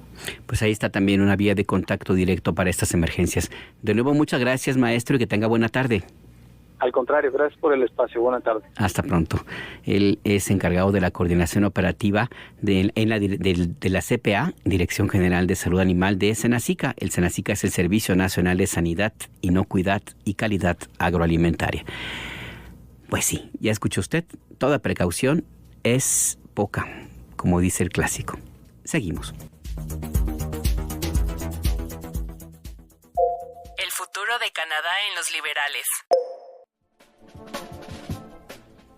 Y pues sí, el Partido Liberal, encabezado por Mark Carney, ganó las elecciones federales celebradas ayer en Canadá. Carney, exgobernador del Banco Central de aquel país y quien contendía por primera vez en unas votaciones, llevó a su partido a un cuarto mandato consecutivo con una campaña que se opuso a las amenazas de Donald Trump y ofreció bajar la dependencia de Canadá de la economía de Estados Unidos. Los liberales, además, obtuvieron 168 escaños, solo 4 por debajo de la mayoría absoluta en la próxima Cámara de los Comunes, lo que permitiría a Mark Carney gobernar relativamente sin problemas, aunque se prevé que su gobierno va a tener que apoyarse en partidos más pequeños para respaldar su agenda.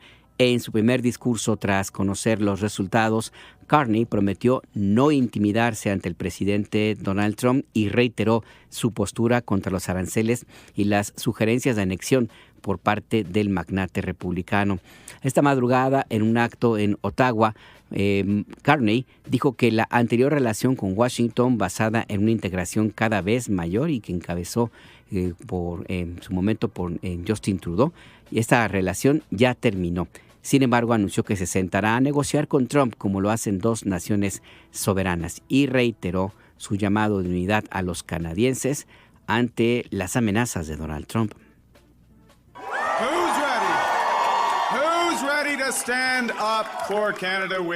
¿Quién está listo? ¿Quién está listo para defender Canadá conmigo? Como he estado advirtiendo durante meses, Estados Unidos quiere nuestra tierra, nuestros recursos, nuestra agua, nuestro país. Estas no son amenazas vanas. El presidente Trump está tratando de quebrarnos para que Estados Unidos pueda adueñarse de nosotros. Eso nunca jamás sucederá.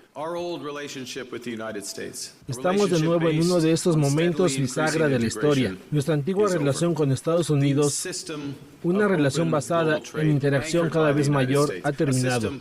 El sistema de comercio mundial abierto anclado en Estados Unidos, un sistema en el que Canadá ha confiado desde la Segunda Guerra Mundial, un sistema que, sin ser perfecto, ha contribuido a la prosperidad para nuestro país durante décadas, ha terminado. Son estrategias, pero también es nuestra nueva realidad. Hemos superado el impacto de la traición estadounidense. Pero nunca debemos olvidar las lecciones. Tenemos que cuidarnos. Y sobre todo, tenemos que cuidarnos los unos a los otros. Y mi mensaje a todos los canadienses es este. No importa dónde vivan, hables el idioma que hables, o votes lo que votes, siempre haré todo lo que esté en mi poder para representar a todos los que llaman a Canadá su hogar. El gobierno del presidente Trump no se ha pronunciado hasta el momento sobre la victoria de Carney, pero ayer en plena jornada electoral estaban las votaciones. Donald Trump escribió en su red Truth Social: elijan al hombre con la fuerza y la sabiduría para reducir sus impuestos a la mitad, aumentar su poder militar gratis al máximo nivel mundial y cuadruplicar su tamaño de automóviles, acero, aluminio, madera, energía y todos los demás negocios sin aranceles ni impuestos, si Canadá se convierte en el querido estado número 51 de los Estados Unidos. Se acabaron las líneas artificiales de hace años. Miren qué hermosa sería esta masa de tierra, libre acceso, sin fronteras. Bueno, pues ahí lo que publicó Donald Trump a mitad de la jornada electoral en Canadá. Bueno, así reacciona este personaje. Por su parte, en México, en Palacio Nacional, la presidenta Claudia Sheinbaum felicitó a Mark Carney por su victoria electoral. Quiero felicitar públicamente al nuevo, ya era primer ministro, pero se ha reconocido ya su triunfo oficial por parte de Mark Carney, que es el primer ministro de Canadá. En un momento lo haremos también en las redes sociales. Y ya lo hizo, se publicó en la red social X. Seguiremos trabajando con nuestro socio comercial. Fue la publicación de la presidenta Sheinbaum. Ahí está pues lo que sucede en Canadá, donde ya tiene el nuevo primer ministro, alguien que le ha plantado cara a Donald Trump. Y por cierto, allá han tomado medidas muy, muy concretas. Empezaron a boicotear la compra de whisky y de inmediato, eso sí, de whisky estadounidense. Y eso sí surtió efecto, porque hay una dependencia importante de los productores de ese licor de Canadá, como también existe una dependencia fundamental de los productores de maíz o de carne de cerdo de los compradores mexicanos. Entonces sí, Donald Trump no la tiene tan sencilla como él pensó que iba a suceder. Sigamos. Los 100 días de Trump. Y pues sí, Donald Trump ya cumplió 100 días en el gobierno. Algunos dirán que ya parecen 100 años, pero pues no, nada más son 100 días. ¿Cómo han pasado estos primeros meses? Kathleen Velázquez nos cuenta.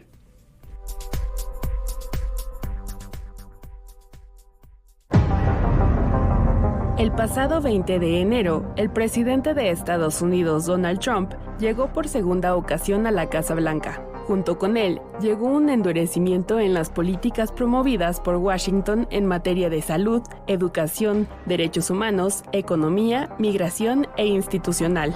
A 100 días del inicio de su administración, ¿cómo está el panorama en Estados Unidos? El Día de la Liberación. El 2 de abril, el presidente Donald Trump anunció la implementación de aranceles recíprocos a todos los países que aplicaran gravámenes a productos exportados desde Estados Unidos. Si bien muchos países se acercaron a negociar con Washington para evitar la entrada en vigor de las tasas arancelarias, tras este día inició la que se denominó como guerra comercial entre Estados Unidos y China. A la fecha, los productos exportados desde Washington hacia Pekín tienen un 125% de aranceles, mientras que los productos importados desde China hacia Estados Unidos enfrentan un 145% de gravámenes. Expertos han señalado que, con estas cifras, el comercio entre ambos países es casi imposible. Hoy, el secretario de Tesoro, Scott Bessent, aseguró que los aranceles a China son insostenibles para el país asiático y advirtió que podrían perder hasta 10 millones de empleos si no ceden a las demandas de Trump. Hablando de estabilidad financiera, ¿puede usted aclarar? ¿Están hablando específicamente con Beijing sobre aranceles o no? Mire, no vamos a decir quién está hablando con quién, pero debo decirle que paulatinamente veremos cómo estos aranceles, este patrón de aranceles no es sostenible para China. Si estas cifras se mantienen, China pudiera perder 10.000 millones de empleos muy rápidamente. Incluso si hubiera una baja arancelaria, pudieran perder 5.000 millones de empleos. Recuerden que nosotros somos el país que tiene el déficit. Ellos nos venden 5 veces más productos a nosotros que nosotros a ellos. Así que realmente el interés es de ellos de reducir los aranceles. Para ellos es insostenible. Dicen que no están hablando sobre esto, ¿es cierto?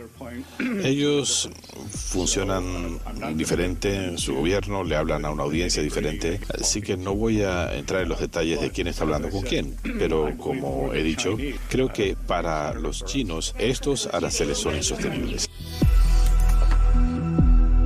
Cabe recordar que este no fue el primer anuncio de políticas comerciales promovidas por Trump. Inicialmente, el republicano anunció la aplicación de aranceles del 25% a México y Canadá en caso de que estos países no se comprometieran a frenar el tráfico de fentanilo y el flujo migratorio hacia su país. Posteriormente, anunció gravámenes del 25% al acero y aluminio importado hacia su país. El mandatario consideró que su territorio enfrentaría un periodo de transición. Sin embargo, evitó negar o confirmar la posibilidad de una recesión. Wall Street reaccionó y tuvo su caída más grande del año. El indicador tecnológico Nasdaq encabezó la racha con una baja del 4%, la pérdida diaria más grande desde septiembre de 2022. El Dow Jones registró menos 2.08%. En tanto, las acciones de Tesla, empresa de Elon Musk, cayeron un 15.4%,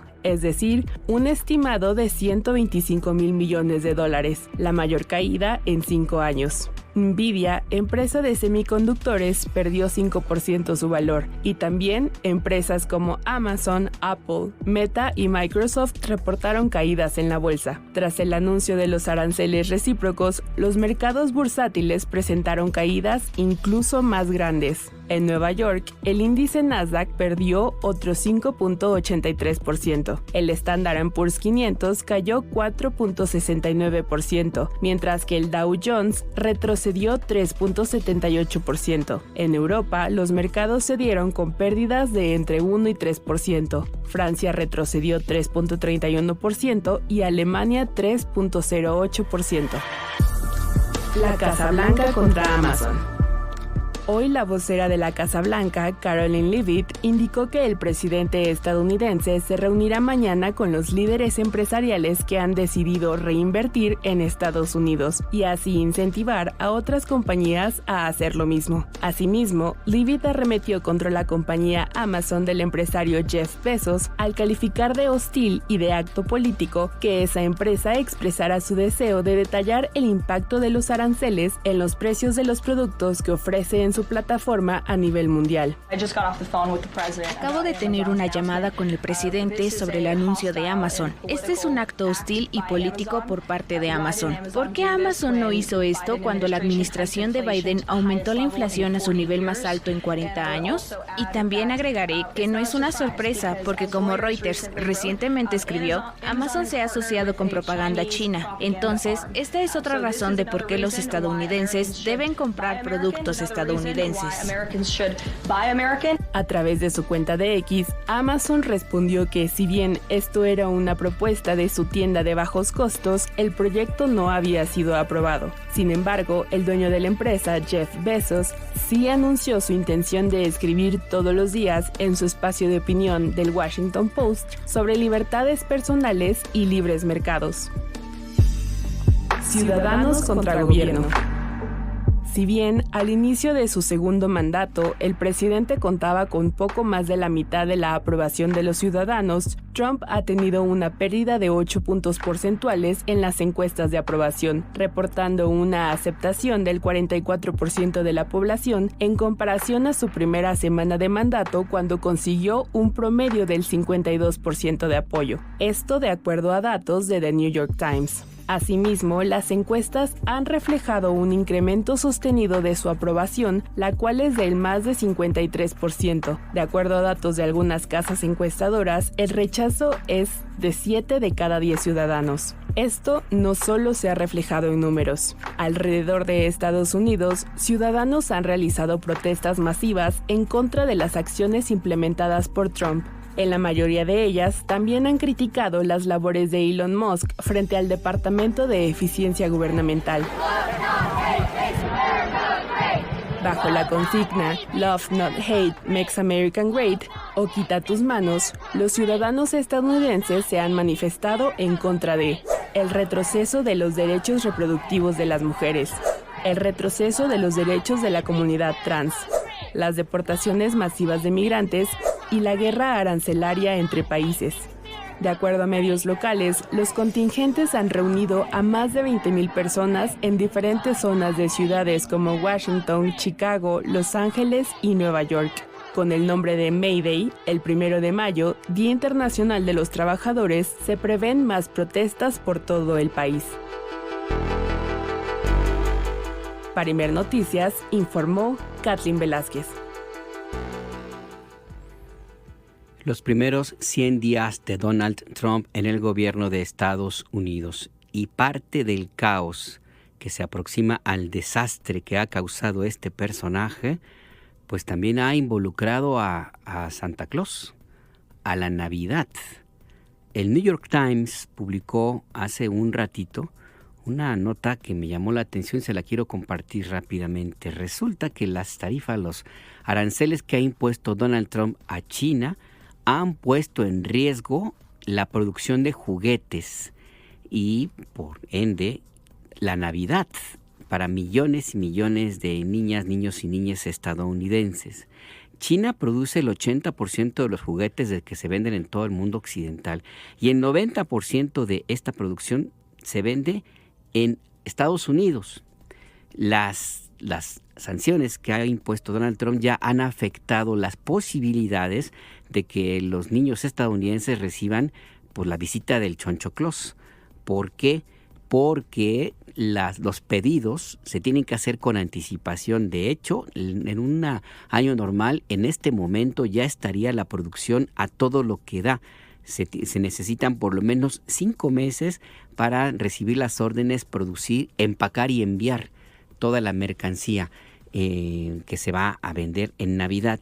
Y esto no ha sucedido. Hay tanta incertidumbre que los vendedores, las jugueterías estadounidenses no han todavía hecho sus pedidos y algunos minoristas inclusive han empezado a tomar previsiones y cancelar las compras que tenían pactadas con China ante la posibilidad de que no se cancelen los aranceles. Otros dicen que Donald Trump va a entrar en razón, y pues va a hacerse para atrás con esta guerra comercial que mantiene con China. Pero mientras tanto, la Navidad en Estados Unidos está en riesgo, al menos como se conoce en Estados Unidos. La fabricación de juguetes, árboles de Navidad, esferas y toda la parafernalia, las lucecitas y todo, a lo mejor no llega. Entonces, a esta inconformidad que crece y crece en Estados Unidos, se les acaba de sumar un nuevo aliado, el Choncho Claus, Santa Claus.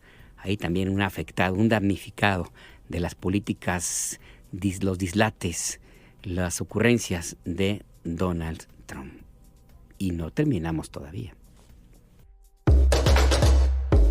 La jiribilla. El autismo destruye familias. Lo más importante, destruye nuestro mayor recurso, nuestros niños. Estos son niños que no deberían estar sufriendo así. Y estos son niños que nunca pagarán impuestos, nunca tendrán un trabajo, nunca jugarán béisbol, nunca escribirán un poema, nunca tendrán una cita romántica. Muchos de ellos nunca usarán un baño sin ayuda. Y tenemos que reconocer que nosotros le estamos haciendo esto a nuestros niños.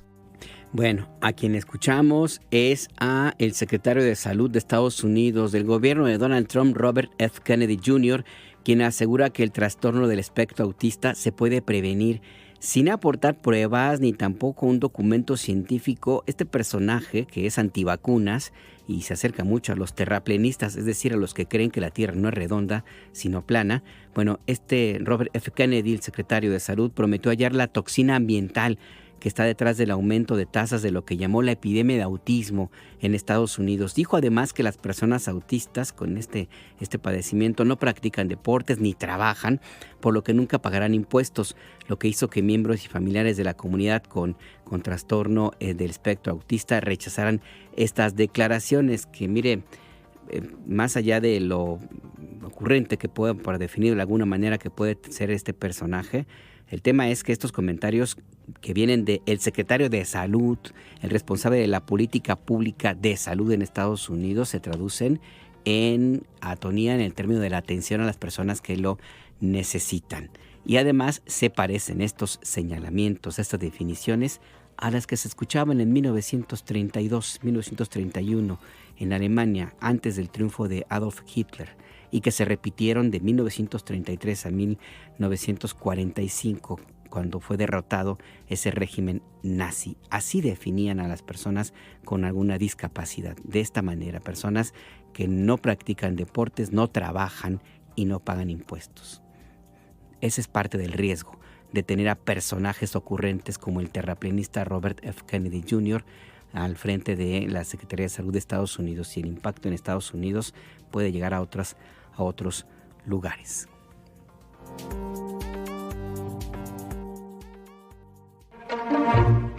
La mentira nuestra de cada día.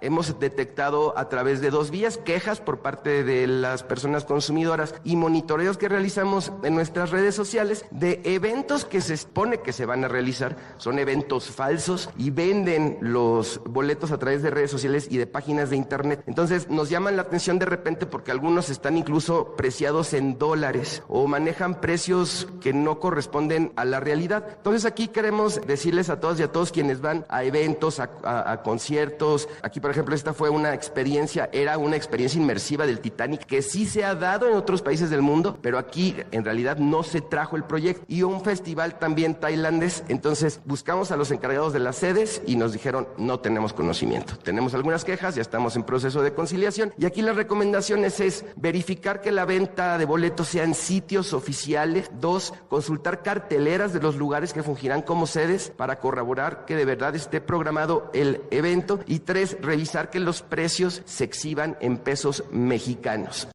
Ahí pues la mentira nuestra de cada día se refiere a lo que detectó la Profeco, la Procuraduría Federal del Consumidor. Escuchamos al procurador Iván Escalante señalar que si usted encuentra eventos en redes sociodigitales sobre experiencias como el Titanic, la experiencia inmersiva Titanic, Festival Tailandés o algún otro, tenga usted cuidado porque puede resultar una gran mentira y puede usted resultar básicamente estafado. Así es que calma y nos amanecemos, como diría mi papá. El acento.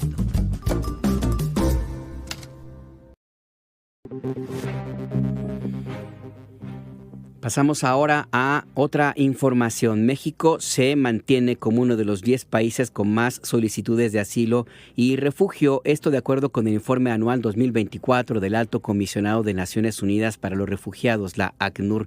Este informe se llama Un hogar en México. Georgina Hernández tiene la información. Buenas tardes, Alberto. Auditorio de Imer Noticias, como ya lo señalas, este martes se dio a conocer que durante 2024 México se mantuvo como uno de los 10 países con más solicitudes de asilo y refugio. En total, la Comisión Mexicana de Ayuda a Refugiados recibió 78,900 peticiones. Y bueno, señalar que los países que más postulaciones hicieron fueron Honduras, Cuba, Haití, El Salvador y Venezuela. Y bueno, esto se dio a conocer en la presentación del informe Un hogar en México, que fue presentado por la ACNUR, que es la Agencia de la ONU para los Refugiados. Y bueno, este documento también refiere que con base en encuestas realizadas a las personas peticionarias, las principales razones por las que demandan esta condición es por amenazas, inseguridad y temas de violencia. Y bueno, señalar que este acto se realizó en el Centro Cultural Universitario Tlatelolco, en donde Shadeni Méndez Márquez, ella es coordinadora general de la Comar, indicó que el año pasado parte de los logros compartidos entre el organismo y ACNUR tienen que ver con el impulso de diversas iniciativas para fortalecer el papel de México como un país de destino para las personas en movilidad. Y bueno, en este sentido destacó la creación de herramientas para generar criterios de elegibilidad con perspectiva de género y con análisis de riesgo por el contexto del país de origen. Vamos a escucharla. Mencionaría que desde el 2020 a diciembre del 2024, gracias al uso de herramientas jurídicas y técnicas, se emitieron 74,822 resoluciones a procedimientos de mujeres y niños. Y también quisiera señalar que la Comar resolvió 439 casos en sentido positivo por el nexo causal género en 2024, lo que implica la entrega de una resolución a 716 personas, de las cuales, bueno, pues por supuesto corresponden en buena medida también en porcentaje a mujeres y niñas. Y bueno, señalar, Alberto, auditorio, que durante la presentación de este informe, uno de los temas que se enfatizó tiene que ver con el programa de integración local de ACNUR, mediante el cual las personas refugiadas participan para lograr una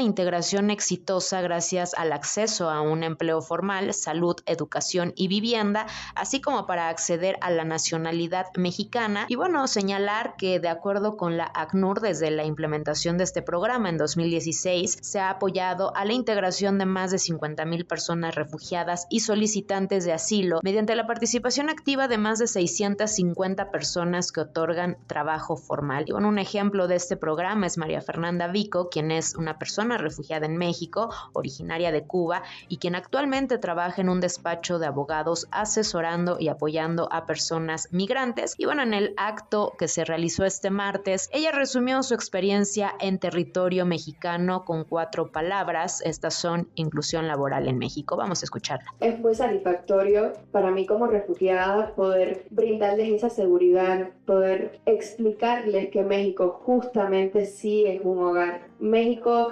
como bien decían anteriormente, nunca fue un destino, hasta hace que ha incrementado poco a poco, ¿no? Y se está viendo más como el lugar al cual todos quieren llegar, ¿no? Esa es la información que te tengo. Es la información de Georgina Hernández. Muchas gracias a nuestra compañera. Mire, a propósito de este tema de la migración, que tiene que ver con la migración que llega a nuestro país, esta mañana la presidenta Sheinbaum informó que hasta el momento México ha recibido a casi 39,000 personas que han sido deportadas de Estados Unidos. De ellos, 33,000 son mexicanos, el resto son de otras nacionalidades. ¿Por qué los recibe México? Bueno, porque existe un acuerdo informal del gobierno de México para auxiliar a quienes Estados Unidos envía a nuestro país. Dijo la presidenta Sheinbaum que el suyo es un gobierno humanitario y pues no va a dejar en desatención a quienes necesitan ayuda. La mayor parte de las personas que no son mexicanos y que llegan a nuestro territorio pues deciden irse a sus países de origen. El gobierno de México les apoya a veces con vuelos comerciales o a veces con vuelos de la Fuerza Aérea Mexicana o con transporte terrestre. Por supuesto que está también abierta la posibilidad de que quienes quieren quedarse aquí pueden acceder a las distintas maneras de hacerlo, ya sea en calidad de refugiado o algún asilo, si es que así lo determinan, o quedarse a hacer el trámite correspondiente, de tener una residencia temporal si fuera el caso. Son pues parte de la información que tenemos en el tema de migración. Hay más datos, mire, y no tienen que ver con la migración, o bueno, sí, a lo mejor la migración de su bolsillo a otro lugar, porque hay que pagar impuestos. El Servicio de Administración Tributaria informó que hasta el momento se han llevado a cabo devoluciones por un monto de 23,859 millones de pesos. Con el corte a las 8 de la noche de este 29 de abril, bueno, de 8 de la mañana, porque todavía no son las 8 de la noche, se han presentado 9,833,875 declaraciones de personas físicas, es decir, 775,710 más que en el mismo periodo del año pasado. De esa cifra, 6,448,637 solicitaron saldo a favor. El plazo legal para presentar la declaración anual vence mañana miércoles 30 de abril. No lo olvide. Y también le quiero comentar sobre estos temas que la Secretaría de Economía señala que el gobierno federal, temas económicos y vinculados con el gobierno, está comprometido a la protección de derechos de propiedad intelectual. Esto en respuesta al informe de la Oficina del Representante Comercial de Estados Unidos, que colocó a México como los países prioritarios a ser observado. La Secretaría de Economía advierte que como parte de los esfuerzos que hace está la implementación de la operación limpieza y cambios en la legislación con enmiendas a la Ley Federal de Derecho del Autor y la Ley Federal de Protección a la Propiedad Industrial y otras iniciativas promovidas por la presidenta Claudia Sheinbaum. El informe no lleva medidas comerciales que puedan afectar a México, simplemente dice el gobierno de Estados Unidos, vamos a tenerle la lupa al gobierno de México, a nuestro gobierno, por este tema de la propiedad intelectual. Y ya para ir cerrando, para cerrar esta etapa de este servicio informativo, vamos con Guadalupe Franco. Hay más información sobre este simulacro. Buenas tardes, Guadalupe, cuéntanos. Así es, Alberto, muy buenas tardes. Pues, informar a ti y a todo nuestro auditorio que pues hace unos minutos el gobierno de la Ciudad de México pues ya reportó saldo blanco tras estas actividades del Simulacro Nacional 2025, en el que participaron cerca de 8 millones de personas y 21,085 inmuebles públicos y privados en la capital del país. Al dar un balance de las actividades del Simulacro Nacional 2025 en la Ciudad de México, la jefa de gobierno Clara Brugada reportó este saldo blanco. Además, durante una conferencia de prensa tras la instalación del Comité Nacional de Emergencia en las instalaciones del C5 en la alcaldía Venustiano Carranza, pues Clara Brugada detalló que durante esta actividad se reportaron 2 crisis nerviosas y 5 caídas no graves. Además señaló que por el macrosimulacro se interrumpió por 3 minutos el servicio de transporte público de todo el sistema de movilidad capitalino sin que esto registrara afectaciones a la población. Vamos a escuchar.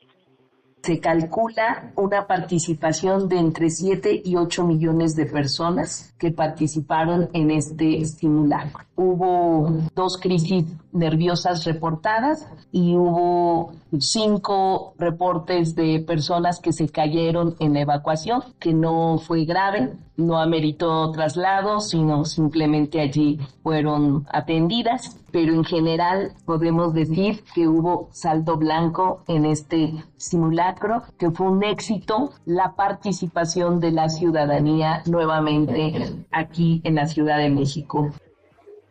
La jefa de gobierno pues agradeció a la ciudadanía por su participación en este macrosimulacro, el cual dijo fue un éxito no solo aquí en la capital del país, sino también a nivel nacional, pues la población detuvo sus actividades para participar en este ejercicio, que en esta ocasión tuvo una hipótesis de sismo de 8.1 grados. Lo anterior pues al destacar la jefa de gobierno que tan solo aquí en la capital del país, 90% de la telefonía celular recibió el alertamiento, mientras que en el 99% de los altavoces pues sonó la alerta sísmica. Así lo dijo.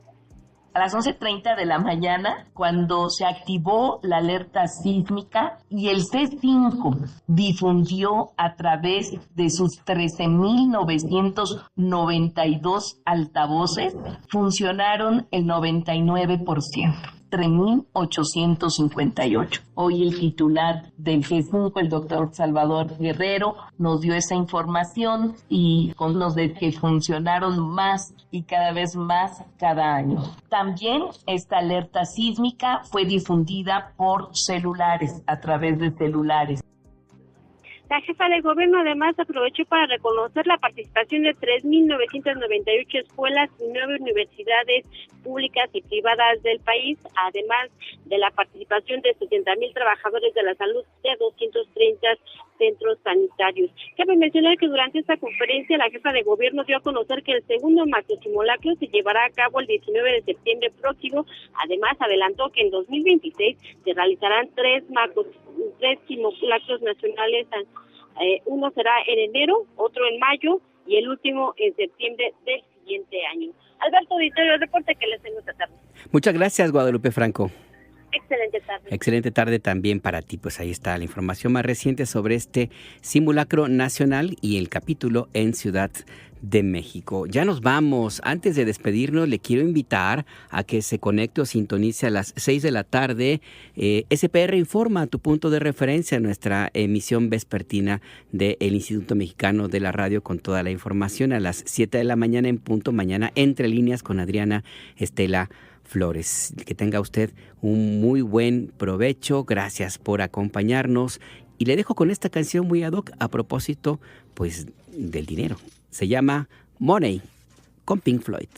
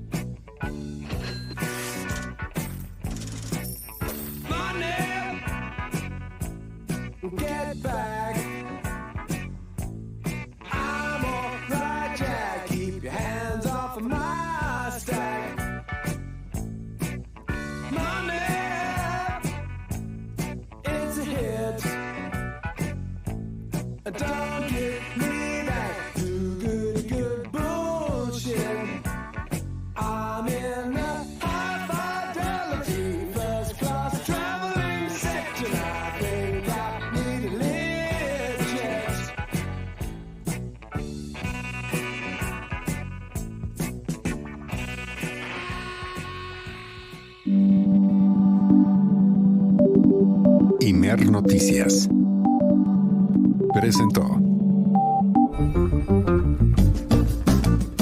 El Acento, con Alberto Nájar. Tu punto de referencia. Las opiniones aquí expresadas son responsabilidad de sus autores y no representan la posición editorial de Imer Noticias.